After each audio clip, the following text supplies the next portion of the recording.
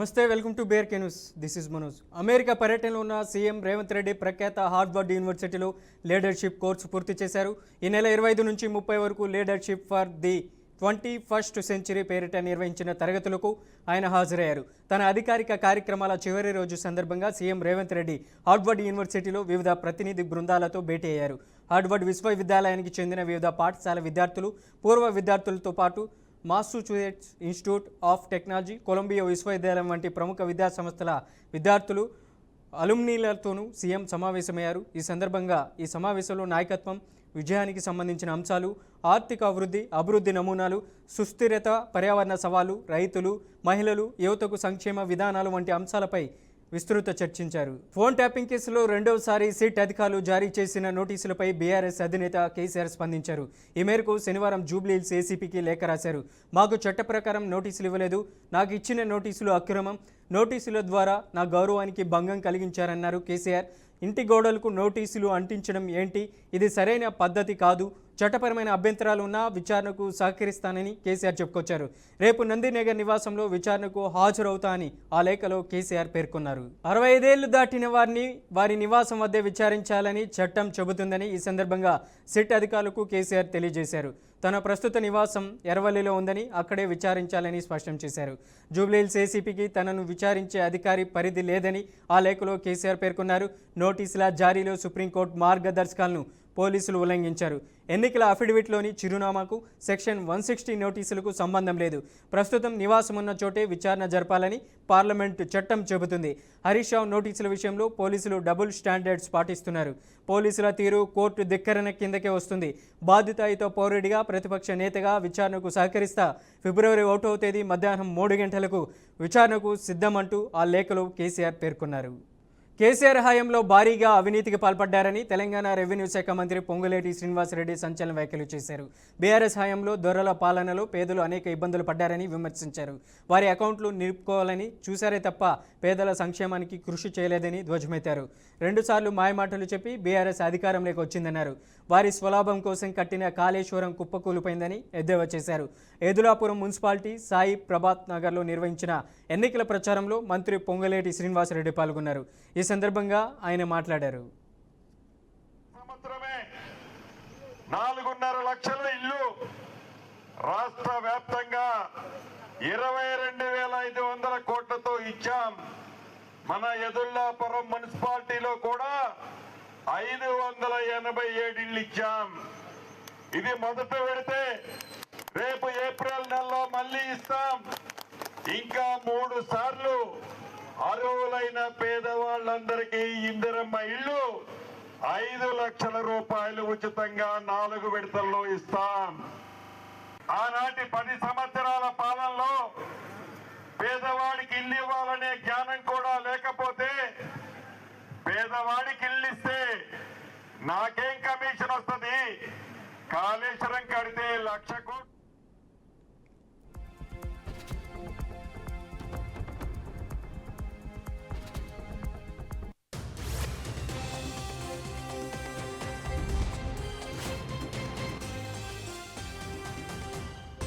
ఏపీలో తిరుమల లడ్డూ తయారీకి వాడిన నెయ్యి కల్తీ వ్యవహారంపై సిట్ రిపోర్ట్ నేపథ్యంలో టీడీపీ, వైఎస్ఆర్సీపీ మధ్య మొదలైన మాటల యుద్ధం కాస్త ఇవాళ దాడుల వరకు వచ్చేసింది. సిట్ రిపోర్ట్లో నెయ్యిలో జంతువుల కొవ్వు కలిసినట్లు ఎక్కడా లేదని తెలిపడంతో వైఎస్ఆర్సీపీ ప్రభుత్వంపై ఎదురు దాడి మొదలుపెట్టింది. దీనికి కౌంటర్గా టీడీపీ జగన్, బొమ్మన సుబ్బారెడ్డి ఫోటోలతో ఫ్లెక్సీ వార్ ప్రారంభించింది. దీన్ని కౌంటర్ చేసేందుకు రంగంలోకి దిగిన వైసీపీ నేత అంబటి రాంబాబు రంగంలోకి దిగడంతో ఒక్కసారిగా వార్ ముదిరింది. టీడీపీ నేతల వ్యాఖ్యలపై స్పందించిన మాజీ మంత్రి అంబటి తాను చంద్రబాబును తిట్టలేదన్నారు. సీఎం అంటే తనకు గౌరవం ఉందని, తనను తిట్టిన వాళ్ళని తిట్టానంటూ చెప్పుకొచ్చారు. మాజీ మంత్రి అంబటి రాంబాబుపై టీడీపీ శ్రేణులు దాడికి ప్రయత్నించడాన్ని వైసీపీ తీవ్రంగా తప్పుపట్టింది. రాష్ట్రంలో చంద్రబాబు పాలనలో జంగిల్ రాజు కొనసాగుతుందని మండలి విపక్ష నేత బొత్స సత్యనారాయణ, మాజీ మంత్రులు పేర్నినాని, వెల్లంపల్లి, గుడివాడ అమర్నాథ్, రోజాతో పాటు పలువురు మండిపడ్డారు. ఇటు టీడీపీ నేతలు సైతం అంబటి వ్యాఖ్యలపై తీవ్రంగా మండిపడుతున్నారు. ఖచ్చితంగా చంద్రబాబుకు క్షమాపణలు చెప్పాల్సిందేనని టీడీపీ నేతలు పట్టుబట్టారు. మీ ప్రభుత్వాన్ని ప్రశ్నిస్తున్నారని, ప్రభుత్వం చేస్తున్నటువంటి ప్రజా వ్యతిరేక కార్యక్రమాలని నిలదీస్తూ ఉన్నారని, మీరు అమలు చేస్తున్నటువంటి రెడ్ బుక్ రాజ్యాంగాన్ని ప్రశ్నిస్తున్నారని మీరు వారి మీద దాడి చేసి వారిని చంపాలనేటువంటి ప్రయత్నం చేస్తే వైఎస్ఆర్ కాంగ్రెస్ పార్టీ చూస్తూ ఊరుకోదనేటువంటి విషయాన్ని తెలియజేస్తా ఉన్నా. మీరు చేసినటువంటి పాపాన్ని మీకు ఎన్ని జన్మలు ఎత్తినా సరే దానికి ప్రాయశ్చిత్తం ఉండదు అనేటువంటి విషయాన్ని తెలియజేస్తా ఉన్నా. పైపెచ్చి ఇలా దాడులు చేసి హత్యలు చేయాలని పాపం చిన్న పిల్లలు, వారి భార్య, వారి కూతురు, వారి మనవలు అందరినీ తీసుకొని వెళ్ళి పాపం ఎక్కడో దాచిపెట్టేటువంటి ప్రయత్నం చేసుకున్నారు, కాపాడుకునేటువంటి ప్రయత్నం చేసుకున్నారు, ఇంటి లోపలికి దూరారు, లాఠీచార్జ్ చేసి వాళ్ళని బయటికి పంపించాల్సినటువంటి ఈ తెలుగుదేశం పార్టీ కార్యకర్తల మీద పోలీసులు చేయాల్సినటువంటి కార్యక్రమం మానేసి వాళ్ళని బతిమాలుతూ ఉన్నారు. మీరు కూడా వాళ్ళతో కలిసి దాడి చేయాల్సింది, మీ డ్యూటీ మీరు మానేశారు. మీరు వచ్చినటువంటి తెలుగుదేశం పార్టీ కార్యకర్తలకి, నాయకులకి బందోబస్తుగా వచ్చారా, లేదా ఈ హత్య జరుగుతూ ఉంటే ఆ హత్య చేస్తున్నటువంటి దాన్ని చూసి మీరు వారికి సహకరించడానికి వచ్చారా? ఇంతటి జంగిల్ రాజ్యాన్ని బహుశా ఈ రోజు ఉన్నటువంటి భారతదేశంలో ఏ రాష్ట్రంలో కూడా మనం చూడం. ఈరోజు అంబటి రాంబాబు నీచాతి నీచంగా మా అధినాయకుడి మాట్లాడినాడు. నీకు ఏమాత్రం నైతిక విలువలున్నా ఖచ్చితంగా అతన్ని పార్టీ నుంచి సస్పెండ్ చేయాలి.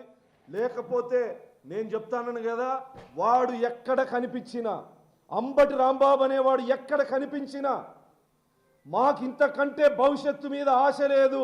మా గౌరవ ముఖ్యమంత్రి చంద్రబాబు నాయుడు గారిని మాట్లాడిన తర్వాత సహనము ఓపికతో ఉండాల్సినటువంటి అవసరం లేదు. చంద్రబాబు నాయుడు గారు లాంటి సహనం మాకు లేదు. ఆయన సహనాన్ని మీరు చేతకంతనంగా తీసుకుంటా ఉన్నారు. వ్యవస్థల్ని ఆయన గౌరవిస్తూ ఉంటే మీరు వేరే రకంగా తీసుకుంటా ఉన్నారు. ఖచ్చితంగా మీలాంటి నీచుల్ని నడి రోడ్డు మీద చెప్పులతో కొట్టి ఊరేగించే రోజు దగ్గరలో ఉంది. అంబటి రాంబాబు, మీ అధినాయకుడికి కూడా ఈ సందర్భంగా హెచ్చరిస్తా ఉన్నా, అలాంటి నీచుల్ని పార్టీ నుంచి సస్పెండ్ చేస్తావా, లేదంటే నీకు కూడా అంబటి రాంబాబుకు పెట్టే గత పడుతుందని కూడా ఈ సందర్భంగా హెచ్చరిస్తా ఉన్నా. చంద్రబాబు నాయుడు ఒక రాజకీయ ప్రస్థానమే ఒక కల్తీ. చంద్రబాబు నాయుడు తెలుగుదేశం పార్టీ అధ్యక్షుడైన దగ్గర నుంచి అంటే కల్తీ. చంద్రబాబు నాయుడుకి ఒక పార్టీ లేదు, చంద్రబాబు నాయుడుకి ఒక గుర్తు లేదు, చంద్రబాబు నాయుడుకి ఒక జెండా లేదు, చంద్రబాబు నాయుడుకి ఒక ఎజెండా లేదు. చంద్రబాబు నాయుడు లాక్కుందే ఇవాళ ఉందే నకిలీ తెలుగుదేశం పార్టీ, అంటే కల్తీ తెలుగుదేశం పార్టీ అధ్యక్షుడు నారా చంద్రబాబు నాయుడు. సైకిల్ గుర్తే కల్తీ, దాన్ని కూడా ఎన్టీ రామారావు దగ్గర నుంచి లాగేసుకున్నాడు. తెలుగుదేశం పార్టీని లాగేసుకున్నాడు, గుర్తులు లాగేసుకున్నాడు. అసలు నీ జీవితమే ఒక కల్తీ అయితే చంద్రబాబు నాయుడు రాజకీయ పార్టీయా లేకపోతే పశువుల పార్టీయా? మీదొక రాజకీయ పార్టీయా, ఒక అప్రాచ్యుల పార్టీయా? మీదొక రాజకీయ పార్టీయా, దొంగల పార్టీయా?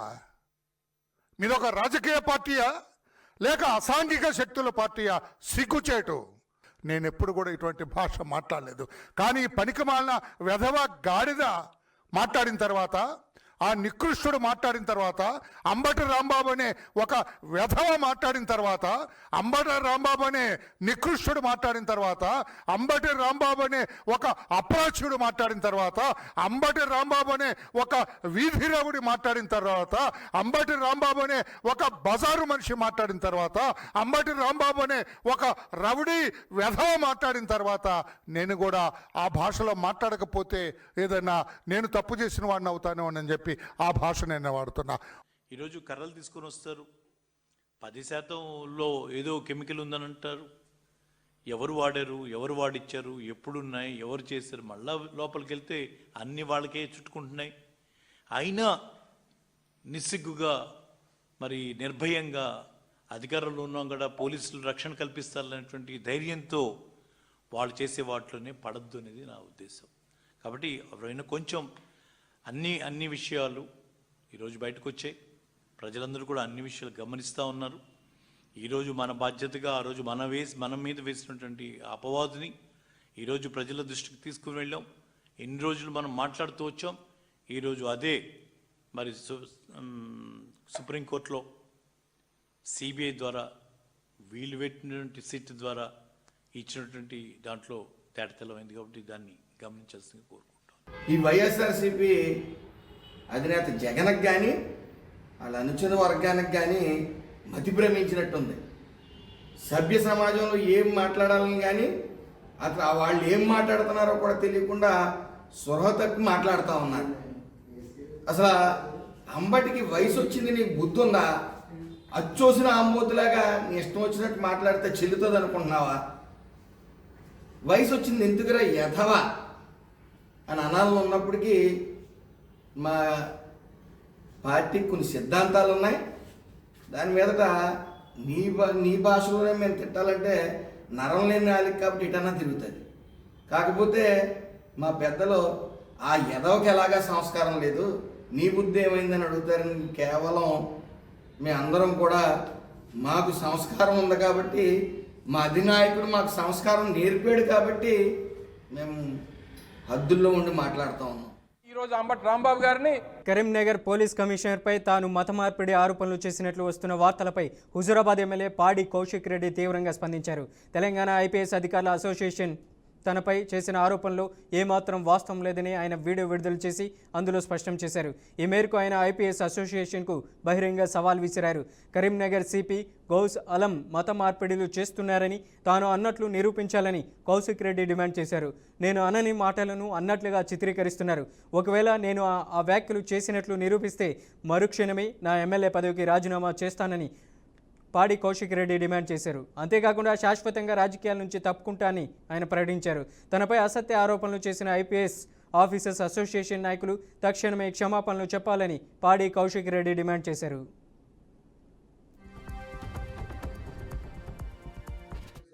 అసోసియేషన్ ఒక లెటర్ విడుదల చేసిండు. ఆ లెటర్ని నేను సోషల్ మీడియాలో చూడడం జరిగింది. ఇలా ఐపీఎస్ ఆఫీసర్ అంటే మాకు కూడా చాలా గౌరవం, కానీ ఐపీఎస్ ఆఫీసర్లే రాజ్యాంగాన్ని ప్రజల్ని కాపాడాల్సిన ఐపీఎస్ ఆఫీసర్లే నేను మాట్లాడిన మాటల్ని వక్రీకరించి రాస్తే చాలా బాధ అనిపించిందని చెప్పి ఈ సందర్భంగా తెలియజేస్తా ఉన్నాను. ఇలా వాళ్ళు రాసిన లెటర్లో ఏమని రాసిండ్రు? వాళ్ళు రాసిన లెటర్లో నేను సిపి గారిని ఆయన మత మార్పిడి కరీంనగర్ జిల్లాలో చేస్తుండ్రు అని నేను అన్నా అని రాస్తున్నాను. నేను ఈ ఐపీఎస్ ఆఫీసర్ అసోసియేషన్కి సవాల్ విసురుతా ఉన్నాను. నేను గిట్లా ఆ మాట్లాడిన వీడియో మీరు చూపిస్తే నేను నా ఎమ్మెల్యే పదవికి రాజీనామా చేసి శాశ్వతంగా రాజకీయాల నుంచి నేను తప్పుకుంటా. ఆ వీడియో గిట్ల మీరు చూపించకపోతే మీరు బహిరంగంగా క్షమాపణ చెప్పాలి, లేకపోతే మీ అందరి మీద ఖచ్చితంగా ప్రివిలేజ్ మోషన్ మూవ్ చేస్తా. ఎందుకంటే నన్ను మీ అందరూ క్యారెక్టర్ అసోసియేషన్ చేసే ప్రయత్నం చేస్తా ఉన్నారు. ఇది చాలా చాలా తప్పు. నేను అట్లాంటి మాటలు అనలేదు అని కూడా తెలంగాణ ప్రజలకి విజ్ఞప్తి చేస్తూ సెలవు తీసుకుంటా ఉన్నాను. జై తెలంగాణ, జై కేసీ. చంద్రబాబు చేసిన అసత్య ప్రచారం వల్ల జరిగిన పాపం తొలగిపోవాలని కోరుతూ ఎన్టీఆర్ జిల్లా వైసీపీ అధ్యక్షుడు దేవినేని అవినాష్ లబ్బిపేట వెంకటేశ్వర స్వామి ఆలయంలో ప్రత్యేక పూజలు నిర్వహించి పాలాభిషేకం చేశారు.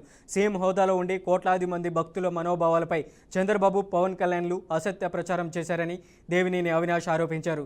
తిరుమల లడ్డూలో పంది కొవ్వు అలాగే చేప నూనె కలిసిందని కావాలనే అబద్ధాలు ప్రచారం చేసి రాజకీయాల కోసం దేవుడిని వాడుకున్నారని విమర్శించారు.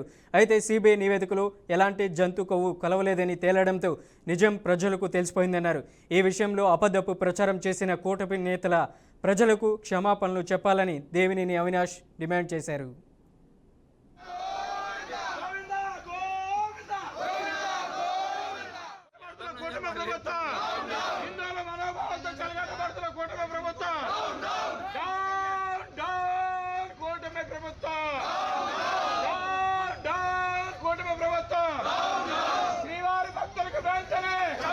ఒక ముఖ్యమంత్రి స్థానంలో ఉండి ఆంధ్రప్రదేశ్ రాష్ట్రాన్ని, మరీ ముఖ్యంగా ఆంధ్రప్రదేశ్ రాష్ట్రంలో ఉన్న ప్రపంచవ్యాప్తంగా కోట్లాది మంది భక్తులు దైవంగా ఆరాధనగా పూజించే తిరుమల తిరుపతి దేవస్థానం శ్రీ వెంకటేశ్వర స్వామి యొక్క ప్రసాదం గురించి ఒక ముఖ్యమంత్రి స్థానంలో ఉన్న నారా చంద్రబాబు నాయుడు వాళ్ళ తెలుగుదేశం పార్టీ మీటింగ్లో వెంకటేశ్వర స్వామి ఒక ప్రసాదాన్ని కోట్లాది మంది ప్రజానికం దాన్ని పట్టుకుంటే చాలు, అందులో కొంచెం తిన్నా మా జన్మ ధన్యమైపోతుందని చెప్పని భావించే కోట్లాది మంది ప్రజల ఒక మనోభావాలు దెబ్బతీసే విధంగా ఏమీ గారు ఆలోచించకుండా, అవగాహన లేకుండా కేవలం వైఎస్ఆర్ కాంగ్రెస్ పార్టీ గత 5 సంవత్సరాల ప్రభుత్వం పైన ఒక అబద్ధపు ప్రచారం చేయాలని చెప్పిన ఒక ఉద్దేశంతో ఆ ప్రసాదంలో పంది కొవ్వు, జంతువుల కొవ్వు కలిసిందని చెప్పని మాట్లాడిన నీచమైన మనుషులు, ముఖ్యమంత్రులు, నాయకులు ఎవరు ఉన్నారంటే అది కూటమి ప్రభుత్వానికి సంబంధించిన వాళ్ళు. ఎవరైనా కానీ ఒక రాష్ట్ర ముఖ్యమంత్రిగా ఉంటే ఆ రాష్ట్ర సంబంధించిన వనరులు కానివ్వండి, ఆ రాష్ట్రంలో ఏదైనా ప్రఖ్యాతి ఉంటే దాన్ని ముందుకు తీసుకెళ్ళాలి, 10 మందికి తెలియజేయాలని చెప్పని అనుకుంటారు. రాజకీయాల కోసం దేవుణ్ణి కూడా వాడుకునే దిగజారిపోయిన రాజకీయ నాయకులు ఎవరు ఉన్నారంటే అది చంద్రబాబు నాయుడు, పవన్ కళ్యాణ్. ఈరోజు వాళ్ళు ఏం మాట్లాడతారు? సిబిఐ ఇచ్చిన రిపోర్ట్కి ఎటువంటి జంతువుల కొవ్వు కలవలేదని చెప్పిన ఇచ్చిన రిపోర్ట్కి నారా చంద్రబాబు నాయుడు కానివ్వండి, పవన్ కళ్యాణ్ కానివ్వండి, వాళ్ళ మంత్రులు కానివ్వండి, వాళ్ళ తెలుగుదేశం పార్టీ కూటమి ప్రభుత్వం సంబంధించిన నాయకులు కానివ్వండి, రోడ్డు మేరకు వచ్చి క్షమాపణ చెప్పాలని చెప్పి ఈరోజు వైఎస్ఆర్ కాంగ్రెస్ పార్టీ తరఫున మేము అందరం జేహెచ్ఎంసీ 2026-27 ఆర్థిక సంవత్సరానికి సంబంధించిన బడ్జెట్ను కౌన్సిల్లో ప్రవేశపెట్టింది. ఈ బడ్జెట్ మొత్తం 11,460 కోట్లుగా నిర్ణయించారు. ఇందులో ఆదాయం 6,441 కోట్లు కాగా వ్యయం 4,057 కోట్లుగా అంచనా వేశారు. రెవెన్యూ గ్రాంట్స్గా 400 కోట్లను కేటాయించగా కొత్తగా జేహెచ్ఎంసీలో విలీనమైన మున్సిపాలిటీల అభివృద్ధి కోసం 2,260 కోట్లను ప్రత్యేకంగా కేటాయించారు. విలీనమైన 27 మున్సిపాలిటీల నుంచి 1,860 కోట్ల రెవెన్యూ వచ్చే అవకాశం ఉందని పేర్కొన్నారు. జేహెచ్ఎంసీ 2026-27 బడ్జెట్కు కౌన్సిల్ ఏకగ్రీవంగా ఆమోదం తెలిపింది. ఏపీ రాజధాని అమరావతి విద్యా హబ్గా మారే దిశగా మరో ముందడుగు పడింది. మరో ప్రతిష్టాత్మక university Birla institute of technology and science bits Pilani తన కొత్త క్యాంపస్ను అమరావతిలో ఏర్పాటు చేయనుంది. అందులో భాగంగా సిఆర్డీఏ బిట్స్ పిలానీ మధ్య నిన్న భూ విక్రయ ఒప్పందం కుదిరింది. మందాడం, వెంకటపాలెం గ్రామాల రెవెన్యూ పరిధిలో 70,011 ఎకరాల క్యాంపస్ ఏర్పాటు కానుంది. ఇక బిట్స్ అలాగే అక్కడ ఉన్నటువంటి మరొక ఇన్స్టిట్యూట్ను కూడా ఏర్పాటు చేయబోతున్నారు. రిజిస్టర్ రాంబాబు సమక్షంలో జరిగిన ఈ ఒప్పంద కార్యక్రమంలో సిఆర్డీఏ బిట్స్ పిలానీ ప్రతినిధులు పాల్గొన్నారు. శంషాబాద్ అంతర్జాతీయ విమానాశ్రయంలో భారీగా మత్తు పదార్థాలు పట్టుబడ్డాయి. డైరెక్టరేట్ ఆఫ్ రెవెన్యూ ఇంటెలిజెన్స్ అధికారులు నిర్వహించిన తనిఖీలో బ్యాంకాక్ నుంచి శంషాబాద్కు వస్తున్న ప్రయాణికుల ట్రాలీ బ్యాగ్లలో అక్రమంగా తరలిస్తున్న 27.15 కిలోల హైడ్రోపోనిక్ గంజాయిని స్వాధీనం చేసుకున్నారు. వీటి విలువ సుమారు 9.5 కోట్లుగా అధికారులు అంచనా వేశారు. ఈ ఘటనలో మొత్తం 7 ప్రయాణికులను అదుపులోకి తీసుకున్న డిఆర్ఐ అధికారులు వారి నుంచి మత్తు పదార్థాలను స్వాధీనం చేసుకుని విచారణను ముమ్మరం చేశారు. ఈ నేపథ్యంలో విమానాశ్రయంలో భద్రతను మరింత కట్టుదిట్టం చేసి అంతర్జాతీయ మత్తు పదార్థాల రవాణాపై ప్రత్యేక నిఘా కొనసాగిస్తున్నట్లు అధికారులు తెలిపారు. చిత్తూరు జిల్లాలో చంద్రబాబు నియోజకవర్గం కుప్పాన్ని కాలుష్య రహితంగా మార్చేందుకు ప్రభుత్వం ఈ సైకిల్ తయారీని ప్రోత్సహించింది. ఇలా దాదాపు 5,000కు పైగా ఈ సైకిల్స్ను నియోజకవర్గానికి చెందిన ఈ మోటారాడ్ సంస్థ తయారు చేసింది. వీటిని స్థానికంగా పంపిణీ చేశారు. గతంలో ఒకేసారి పెద్ద మొత్తంలో సైకిళ్లను డెలివరీ చేసిన రికార్డును తుడిచిపెట్టి కుప్పంలో చరిత్ర సృష్టించామని చంద్రబాబు ఈ సందర్భంగా తెలిపారు. ఈ సైకిల్ వల్ల రాబోయే కాలంలో ఎంతో ఉపయోగం ఉంటుందన్నారు. ఈ సైకిళ్లను సూపర్ సైకిల్ అనే పేరు పెట్టామన్నారు. 60 కిలోమీటర్ల వరకు ఈజీగా సైకిల్ మీద వెళ్లే పని చేసుకోవచ్చన్నారు. సైకిల్ ఎక్కడికైనా దూసుకెళ్తుంది, అదే ఈ సూపర్ సైకిల్ అని చంద్రబాబు వెల్లడించారు. ఆరోగ్యం బాగుందంటే నిద్రలేసి పొలం దగ్గరికి వెళ్ళి పొలం పనులు చేయడం, పొలం అంతా తిరగడం, పనులు లేని సమయంలో కూడా పొలం అంతా తిరిగేవాడు. దానివల్ల కొన్ని క్యాలరీస్ బర్న్ అయ్యి తద్వారా ఎప్పుడూ ఆరోగ్యం బాగుండేది. ఇప్పుడు అందుకే నేను సూపర్ సైకిల్ మీ చేతికి ఇస్తున్నా. ఇప్పుడు మీ ఆరోగ్యానికి గ్యారంటీ, అది నా పూచి. అందరూ సైకిల్ ఎక్కండి, సూపర్ సైకిల్ కొనుక్కోండి. ఖర్చు లేని పని, ఇంట్లోనే ఛార్జింగ్, పైనే కరెంటు ఉత్పత్తి. ఇది ఒక్కరిగానే మనం చేసుకుంటే చాలా ఉపయోగపడుతుంది. దీనివల్ల కార్బన్ డయాక్సైడ్ తగ్గుతుంది, CO2 బాగా తగ్గుతుంది, ట్రాన్స్పోర్ట్ ఖర్చులు బాగా తగ్గుతాయి, పర్యావరణానికి హితవుగా ఉంటుంది. మగవాళ్ళు ఆడవాళ్ళు సమానంగా ముందుకు పోవాలి. నేను ఈరోజు చెప్పడం కాదు, ఆడబిడ్డలకు న్యాయం చేసిన పార్టీ తెలుగుదేశం పార్టీ. ఆస్తిలో సమాన హక్కు ఇచ్చిన నాయకుడు నందమూరి తారక రామారావు గారు. మహిళల కోసం విశ్వవిద్యాలయం పెట్టిన వ్యక్తి నందమూరి తారక రామారావు గారు. ఆ తర్వాత నేను ఆలోచించి ఉద్యోగాల్లో కాలేజీల్లో 33% రిజర్వేషన్లు పెట్టాను. ఈరోజు మగవాళ్ళ కంటే ఎక్కువ మంది డాక్టర్లు మా ఆడబిడ్డలే అవుతున్నారు. రేపు తొందరలోనే కేంద్రం ఒక నిర్ణయం తీసుకున్నారు. 33% చట్టసభల్లో మహిళలకు రిజర్వేషన్లు వస్తున్నాయి. దీనివల్ల పెద్ద ఎత్తున మీరందరూ కూడా ఎమ్మెల్యేలుగా ఎంపీలుగా వచ్చే పరిస్థితి వస్తుంది. ఇది కూడా ఒక శుభ పరిణామం. నాకు ఈ నియోజకవర్గం ఒక ప్రయోగశాల. ఇక్కడ ముందు ప్రయోగం చేసి ఇక్కడ జయప్రదం చేసి రాష్ట్రాన్ని మొత్తం ఒక మోడల్గా తయారు చేయడం అనేది నా ఏకైక లక్ష్యంగా పెట్టుకున్నాను. మళ్ళీ మీకు చెప్తున్నా, ఈరోజు భారతదేశం దూసుకెళ్తా ఉంది. టెక్నాలజీలో మనం చాలా ముందుకెళ్తున్నాం. ఇన్స్పైరింగ్ టైంలో ఉన్నాం. ఒకప్పుడు శారీరకంగా కష్టపడేవాళ్ళం, ఇప్పుడు తెలివితేటలతో పనిచేసే పరిస్థితికి వచ్చాం. అయితే ఈరోజు మనం గుర్తుపెట్టుకోవాల్సింది, ఈ తెలివితేటలు అనేటివి ఈ టెక్నాలజీ అందరికీ అందుబాటులో రావాలి. అందుబాటులో వస్తే అసాధ్యమేం కాదు. కేంద్ర ఆర్థిక మంత్రి నిర్మలా సీతారామన్ రేపు పార్లమెంట్లో 2026-27 వార్షిక బడ్జెట్ను ప్రవేశపెట్టనున్నారు. ఈసారి బడ్జెట్లో వృద్ధి వేగాన్ని కొనసాగిస్తూనే సంక్షేమ పథకాలకు ఆర్థిక క్రమశిక్షణకు మధ్య ప్రభుత్వం సమతుల్యత పాటించనుందని ఆర్థిక నిపుణులు అంచనా వేస్తున్నారు. ముఖ్యంగా రక్షణ, మౌలిక సదుపాయాలు, మూలధన వ్యయం, విద్యుత్, అందుబాటు ధరలు, గృహ నిర్మాణం వంటి రంగాలకు ప్రాధాన్యత ఇవ్వవచ్చని భావిస్తున్నారు. దేశ ఆర్థిక రాజధాని మహారాష్ట్ర రాజకీయ చరిత్రలో కొత్త అధ్యాయం మొదలైంది. మహారాష్ట్రకు తొలి మహిళా డిప్యూటీ సీఎంగా అజిత్ పవార్ సతీమణి సునేత్ర పవార్ ప్రమాణ స్వీకారం చేశారు. లోక్ భవన్లో సునేత్ర పవార్తో గవర్నర్ ఆచార్య దేవవ్రత్ ప్రమాణ స్వీకారం చేయించారు. ఈ కార్యక్రమానికి CM Devendra Fadnavis, deputy CM Eknath Shinde, NCP party ముఖ్య నేతలు హాజరయ్యారు. అంతకుముందు ఎన్సీపీ శాసనసభాపక్ష నాయకురాలిగా సునేత్ర పవార్ను ఏకగ్రీవంగా ఎన్నుకున్నారు. ఆమె పేరును పార్టీ నాయకుడు జగన్ భుజబల్ ప్రతిపాదించగా దిలీప్ పాటిల్తో పాటు ఇతర ఎమ్మెల్యేలు బలపరిచారు. ఈ నిర్ణయాన్ని తెలియజేస్తూ సీఎం దేవేంద్ర ఫడ్నవీస్కు ఒక లేఖ పంపించారు. ఆ తర్వాత సీఎం ఆ లేఖను గవర్నర్కు పంపారు. विषयी ममत्वभाव किंवा आकस न बाळगता न्याय वागणूक देईन. मी सुनेत्रा अजित पवार गांभीर्यपूर्वक प्रतिज्ञा करते की महाराष्ट्र राज्याची उपमुख्यमंत्री म्हणून माझ्या विचारार्थ आणली जाईल किंवा मला ज्ञात होईल अशी कोणतीही बाब अशी उपमुख्यमंत्री म्हणून माझी कामे यथायोग्य पार पाडण्यासाठी आवश्यक असेल ते खेरीज करून मी सुनेत्रा अजित पवार गांभीर्यपूर्वक प्रतिज्ञा करते की कायद्याद्वारे स्थापित झाले आहे अशा भारताच्या संविधानाबद्दल मी खरी श्रद्धा व निष्ठा बाळगते.